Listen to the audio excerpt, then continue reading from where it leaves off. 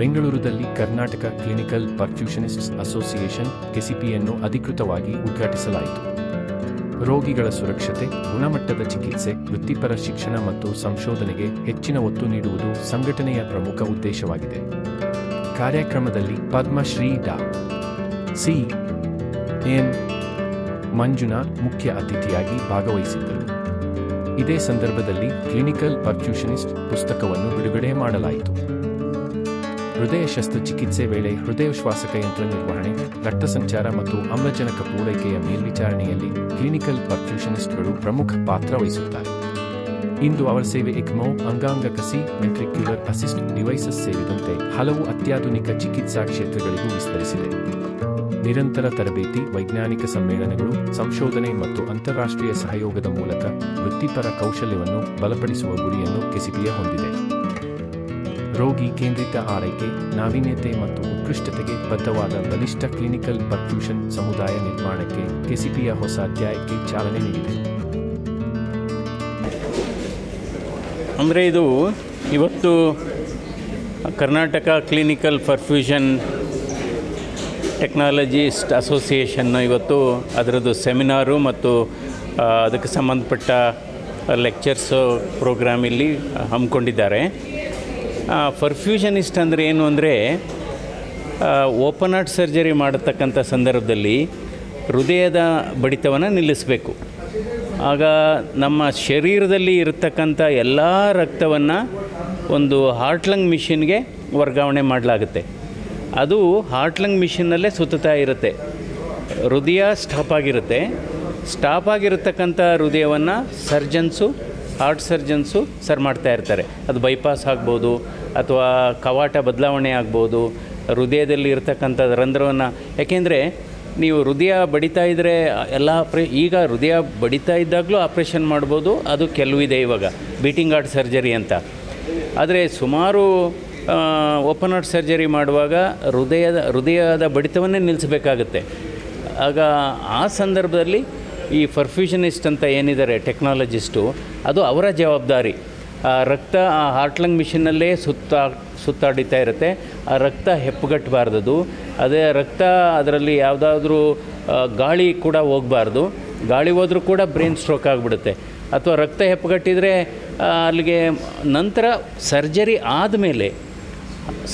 ಆದಮೇಲೆ ಈ heart lung ಮಿಷಿನ್ನಲ್ಲಿ circulate ಆಗ್ತಾ ಇರತಕ್ಕಂಥ ರಕ್ತವನ್ನು ತಿರ್ಗಾ ರೋಗಿಯ ಶರೀರಕ್ಕೆ ವಾಪಸ್ ಬಿಡ್ತಾರೆ. ಸೊ ಆ ವಾಪಸ್ ಬಿಟ್ಟಂಥ ಸಮಯದಲ್ಲಿ ಹೃದಯ ಪುನಃ ಬಡಿತವನ್ನು ಪ್ರಾರಂಭ ಮಾಡಬೇಕು.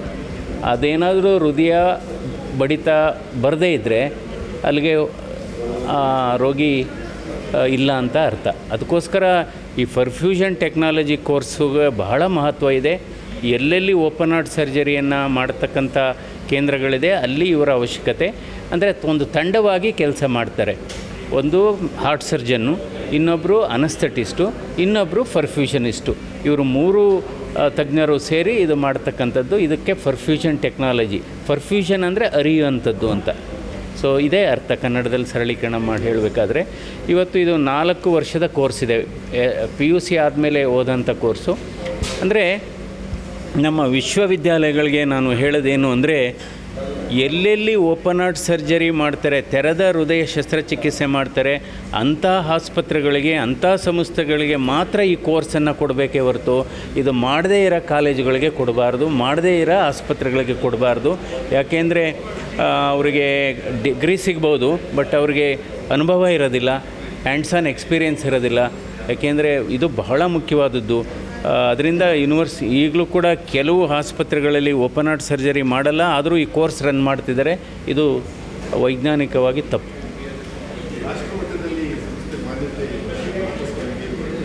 ಅಲ್ಲ, ಈಗ ಆಲ್ರೆಡಿ ಮಾನ್ಯತೆ ಇದೆ ಇವರಿಗೆ. ಅದರಲ್ಲಿ ಒಂದು ಪ್ರತ್ಯೇಕ ಮಾನ್ಯತೆ ಬಗ್ಗೆ ಕೇಳಿದ್ದಾರೆ. ಈ ವಿಚಾರವನ್ನು ನಾವು ರಾಷ್ಟ್ರಮಟ್ಟದಲ್ಲಿ national commission for allied council ಇದೆ, ಅದರ ಗಮನಕ್ಕೆ ತರ್ತೀನಿ ನಾನು. Okay, medical devices specifically made in India medical device importance highlight ಮಾಡೋಕ್ಕೆ ಇಷ್ಟಪಡ್ತೀನಿ. ಅಲ್ಲ, ಹೌದು. ಇವತ್ತು make in India, startup India and standup India ಅನ್ನೋ ಪ್ರೋಗ್ರಾಮಲ್ಲಿ ಇವತ್ತು ಭಾರತ ದೇಶದಲ್ಲಿ 2014ರಲ್ಲಿ ಎಷ್ಟು 500 ಸ್ಟಾರ್ಟಪ್ಸ್ ಇತ್ತು. ಇವತ್ತು 2.5 ಲಕ್ಷ ಸ್ಟಾರ್ಟಪ್ಸ್ ಇದೆ. ಇವತ್ತು ಭಾರತ ದೇಶದಲ್ಲಿ ಒಂದು ಔಷಧಿಗಳ ಉತ್ಪಾದನೆ ಆಗ್ಬೋದು ಅಥವಾ ಮೆಡಿಕಲ್ ಡಿವೈಸಸ್ ಉತ್ಪಾದನೆ ಆಗ್ಬೋದು ಈಗ ಜಾಸ್ತಿ ಇದೆ ಕಳೆದ 5 ವರ್ಷದಲ್ಲಿ. ಯಾಕೆಂದರೆ ಪ್ರಪಂಚದ ಪ್ರತಿ 4ನೇ ಜೆನೆರಿಕ್ ಟ್ಯಾಬ್ಲೆಟು ಭಾರತದಲ್ಲಿ ಉತ್ಪಾದನೆ ಆಗುತ್ತೆ ಒಂದು. ನಂತರ ಅಫ್ಕೋರ್ಸ್ ಮೊಬೈಲ್ ಫೋನು ಕೂಡ ಜಾಸ್ತಿ ಉತ್ಪಾದನೆ ಆಗುತ್ತೆ. ನಂತರ ಇವತ್ತು ಭಾರತದಲ್ಲೇ ಕೃತಕವಾದಂಥ ವ್ಯಾಲ್ವನ್ನು ಉತ್ಪಾದನೆ ಮಾಡ್ತಾಯಿದ್ದಾರೆ. ಅಂದರೆ ಜೋಡಿಸ್ಬೇಕಲ್ಲ ಕವಾಟ, ಹಾರ್ಟ್ ವ್ಯಾಲ್ವ್ಸ್ ಅಂತ, ಅದನ್ನು ಉತ್ಪಾದನೆ ಮಾಡ್ತಾಯಿದ್ದಾರೆ. ಇವತ್ತು CT ಸ್ಕ್ಯಾನು ಇಲ್ಲೇ ಉತ್ಪಾದನೆ ಆಗ್ತಾಯಿದೆ, MRI ಆಗ್ತಾಯಿದೆ, ಅಲ್ಟ್ರಾಸೌಂಡ್ ಆಗ್ತಾಯಿದೆ, ವೆಂಟಿಲೇಟರ್ಸ್ ಆಗ್ತಾಯಿದೆ. ಸೊ ಹೀಗಾಗಿ ಇದರಿಂದ ಏನಾಗುತ್ತೆ, ಚಿಕಿತ್ಸಾ ವೆಚ್ಚವನ್ನು ಕಡಿಮೆ ಮಾಡ್ಬೋದು. ಅದೇ ರೀತಿ ಇದು ಕೆಲವೆಲ್ಲ ನಾವು ಓಪನ್ ಹಾರ್ಟ್ ಸರ್ಜರಿ ಮಾಡಬೇಕಾದ್ರೆ ಇದೆಲ್ಲ ಕೆಲವು ಕನ್ಸ್ಯೂಮಬಲ್ಸ್ ಅಂತ ಉತ್ಪಾದನೆ ಅದೆಲ್ಲ ಉತ್ಪಾದನೆ ಆಗ್ತಾಯಿದೆ. ಇವತ್ತು ಇಂಡಿಯಾ ಯಾವ ಮಟ್ಟಕ್ಕೆ ಬೆಳೆದಿದೆ ಅಂದರೆ ಬೇರೆ ಸುಮಾರು 120 ದೇಶಗಳಿಗೆ ಎಕ್ಸ್ಪೋರ್ಟ್ ಕೂಡ ಮಾಡ್ತಾ ಇದ್ದಾರೆ. ಸೊ ಅದರಿಂದ ಬಟ್ ರೋಗಿಗಳ ವೆಚ್ಚ ಕಡಿಮೆ ಆಗಬೇಕು. ನೀವು ಎಷ್ಟೇ ತಂತ್ರಜ್ಞಾನ ಇರಲಿ, ಎಷ್ಟೇ ವಿಜ್ಞಾನ ಬೆಳೆದಿರಲಿ, ಕೈಗೆಟುಕುವ ದರದಲ್ಲಿ ಚಿಕಿತ್ಸೆ ಸಿಗಬೇಕು. ಇದು ಬಹಳ ಮುಖ್ಯವಾದದ್ದು.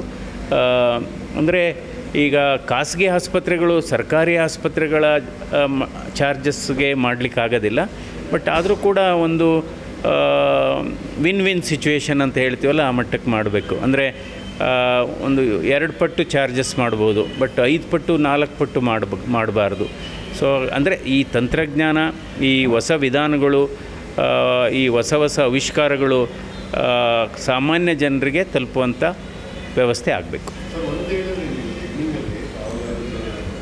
ಪ್ರತಿ ತಂತ್ರಗೆ ತುಂಬ ಜನ ನಿರುದ್ಯೋಗಿ ಆಗ್ತಾರೆ ಅಂತ ಈ ತಂತ್ರಜ್ಞಾನ ಏನು ಟೆಕ್ನಾಲಜಿನ ಮೆಡಿಕಲ್ ಇದರಲ್ಲಿ ಆಗ್ತಾ ಇರುವಂಥ ಕ್ರಾಂತಿಯಿಂದ ಈ ಥರ ಅಲ್ಲಲ್ಲ ಇವಾಗ ಯಾವ ರೀತಿ ಅಂತ ಅಲ್ಲಲ್ಲ ಇವತ್ತು ಏನಾಗಿದೆ, ವೈದ್ಯರುಗಳು ಪ್ರತಿ ವರ್ಷ 1,30,000 ಜನ ವೈದ್ಯರು ಹೊರಬರ್ತಾ ಇದ್ದಾರೆ ಮೆಡಿಕಲ್ ಕಾಲೇಜಿಂದ.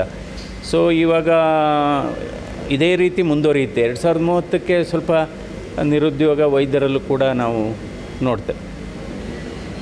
ಅಂದರೆ ಟೆಕ್ನಾಲಜಿ ಯಾವ ರೀತಿ ಅಂದರೆ ಇದಕ್ಕೆ ಆಕ್ರಮಿಸ್ಕೊಳುತ್ತೆ ಅಂತ ಹೇಳ್ತಾರೆ? ಅಲ್ಲ, ಆರ್ಟಿಫಿಷಿಯಲ್ ಇಂಟೆಲಿಜೆನ್ಸು, ಕೃತಿಕ ಬುದ್ಧಿಮತ್ತೆ ಏನಿದೆ ಅಂದರೆ ಅದನ್ನು ಕೂಡ ಅಳವಡಿಸ್ಕೋಬೇಕಾಗುತ್ತೆ ಕೆಲವುದಕ್ಕೆಲ್ಲ. ಅದರಲ್ಲೂ ಕೂಡ ಎಲ್ಲೆಲ್ಲಿ ತಜ್ಞರ ಕೊರತೆ ಇದೆ, ಕೆಲವು ಆಸ್ಪತ್ರೆಗಳಲ್ಲಿ ತಜ್ಞರ ಕೊರತೆ ಇರುತ್ತೆ, ಅಂಥ ಕಡೆ ಅದನ್ನು ಬಳಸ್ಕೋಬೋದು. ಬಟ್ ಒಂದು ಬ್ಯಾಲೆನ್ಸಿಂಗ್ ಆಗಬೇಕು. ಕೇವಲ ಎಲ್ಲನೂ ಕೃತಕ ಬುದ್ಧಿಮತ್ತೆಗೆ ಬಿಡೋಕ್ಕಾಗೋದಿಲ್ಲ. ಸೊ ನಮ್ಮ ಬುದ್ಧಿಯನ್ನು ಉಪಯೋಗಿಸಿ ಅಂದರೆ ಒಂದು ಸಮತೋಲನ ಕಾಪಾಡ್ಕೋಬೇಕಾಗುತ್ತೆ. ನಮ್ಮ ಬುದ್ಧಿ ಜೊತೆಗೆ ಕೃತಕ ಬುದ್ಧಿಮತ್ತೆನ ಬ್ಯಾಲೆನ್ಸ್ ಮಾಡೋಕ್ಕೋಗುತ್ತೆ.